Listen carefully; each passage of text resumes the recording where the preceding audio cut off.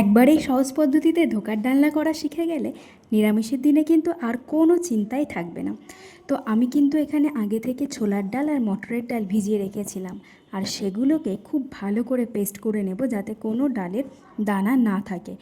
আর এইভাবে সহজ পদ্ধতি শিখে গেলে কিন্তু নিরামিষের দিনে কোনো টেনশনই থাকবে না।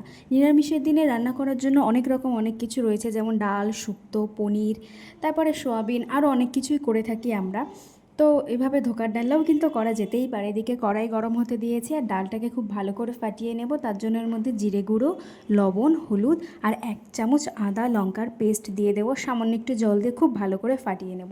এরপর গরম তেলের ভেতরে গোটা জিরে ফোড়ন দিয়ে এই ডালটা খুব ভালো করে আমি ফাটিয়ে নিয়েছি সেটা দিয়ে অনেকক্ষণ ধরে নাড়তে থাকবো, ঠিক যতক্ষণ না পর্যন্ত কিন্তু ডালের যে জলটা সেটা টেনে নেবে। আর তারপর কিন্তু বেশ একটা আঠালো পুর টাইপের তৈরি হবে, কিন্তু এটা পুর না।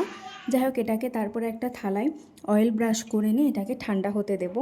তো ঠান্ডা হওয়ার পর যে যেরকমভাবে চাই পিস পিস করে কেটে নিতে পারে। আমি কিন্তু বরফি বরফি করে কেটে নিয়েছিলাম। আর এদিকে মশলা করে নেব। নিয়েছি কাঁচা লঙ্কা, টমেটো, আদা, গোটা গরম মশলা, গোটা জিরে।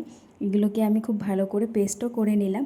আর আমি কিন্তু কড়াইটা আর ধুয়ে পরিষ্কার করিনি, সেই কড়াইয়ের ভেতরেই তেল দিয়ে দিয়েছি গরম হতে। তার কারণ কড়াইয়ের গায়ে যে বাটারগুলো লেগে রয়েছে সেটার জন্য কিন্তু বেশ একটা পোড়া পোড়া ফ্লেভার হবে তরকারিটার ভেতরে।